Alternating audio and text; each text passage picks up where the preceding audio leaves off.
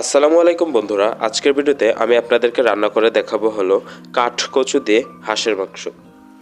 কাঠকচু দিয়ে হাঁসের মাংস রান্নার জন্য সবার প্রথমে আমরা একটা কড়াইয়ে সরিষার তেল গরম করে তাতে 1 কাপ পরিমাণে পেঁয়াজ কুচি দিয়ে দিলাম। পেঁয়াজ কুচিটাকে কিছুক্ষণ তেলে ভেজে নেওয়ার পর তারপর আমরা এতে দিয়ে দেবো হলো আস্ত গরম মশলা। তো আমরা এখানে কয়েকটা দারচিনি, কয়েক টুকরা এলাচ, কয়েকটা লং এবং 2টা তেজপাতা দিয়ে দিলাম। দিয়ে আমরা সবগুলোকে একসাথে কিছুক্ষণ তেলে ভেজে নেব। কিছুক্ষণ ভাজা হয়ে গেলে তারপর আমরা এতে দিয়ে দেবো হলো 2 চা চামচ পরিমাণে রসুন বাটা এবং 1 চা চামচ পরিমাণে আদা বাটা। যেহেতু আমরা এখানে কচু দিব তাই আমরা এখানে রসুন বাটাটা বেশি দিয়েছি।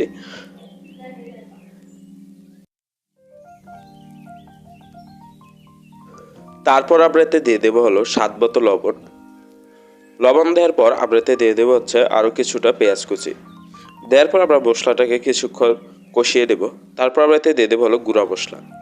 তো এখানে আমরা গুঁড়া মশলা হিসাবে সবার প্রথমে দিয়ে দেবো হলো 1/2 চা চামচ পরিমাণে হলুদের গুঁড়া, 1.5 চা চামচ পরিমাণে মরিচের গুঁড়া ও 1/2 চা চামচ পরিমাণে জিরা গুঁড়া ও 1 চা চামচ পরিমাণে ধনিয়ার গুঁড়া।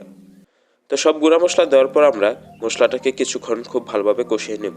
কষানোর জন্য আমরা এখানে সামান্য পরিমাণে পানি দিয়ে দিলাম। পানি দিয়ে মশলাটাকে এবার আমরা আরও কিছুক্ষণ সময় দিয়ে ভালোভাবে কষিয়ে নেব। তো মশলাটা খুব ভালোভাবে কষানো হয়ে গেলে তারপর আমরা এতে আগে থেকে কেটে পরিষ্কার করে রাখা হাঁসের মাংসটা দিয়ে দেব। হাঁসের মাংস দেওয়ার পর এবার আমরা মাংসটাকেও কিছুক্ষণ সময় নিয়ে খুব ভালোভাবে কষিয়ে নেব। এর জন্য আমরা মাংসটা দিয়ে তারপর একটা ঢাকনা দিয়ে ঢেকে দিলাম। ঢাকনা দিয়ে ঢেকে আমরা কিছুক্ষণ রান্না করে নেব।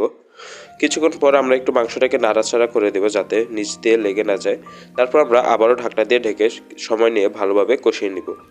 আমরা কিন্তু এতে এখনও পানি দিইনি, মাংস থেকেই কিন্তু পানি বের হয়েছে।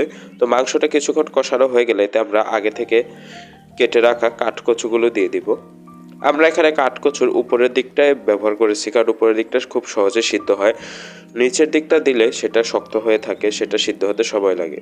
তো এবার আমরা কচুটা সহ আরও কিছুক্ষণ সময় নিয়ে কষিয়ে নেব। আরও কিছুক্ষণ পর আমরা একটু নাড়াচাড়া করে তারপরে আমরা দিয়ে দেবো হলো পানি। তো দেখুন আমরা এখানে পানি দিয়ে দিলাম। পানি দিয়ে আমরা মাংস এবং কচুটা সিদ্ধ হওয়া পর্যন্ত খুব ভালোভাবে রান্না করে নেব।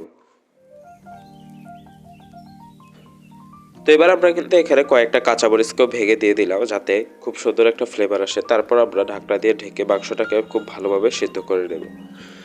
তো মাংসটা যখন সিদ্ধ হয়ে আসবে তখন আমরা এতে সামান্য গোলমরিচ গুঁড়া, সামান্য জিরার গুঁড়া ও গরম মশলা গুঁড়া দিয়ে দিব যাতে মাংসটাতে খুব সুন্দর একটা ফ্লেভার আসে। তো আমাদের রান্না কিন্তু শেষ। তো আশা করি আজকে ভিডিওটা আপনাদের কাছে ভালো লাগছে। ভালো লাগলে অবশ্যই একটি লাইক করে দিবেন এবং আমাদের চ্যানেলটিকে সাবস্ক্রাইব করে দেবেন এরকম আরও নতুন নতুন ও সুন্দর সুন্দর ভিডিওর জন্য। ধন্যবাদ।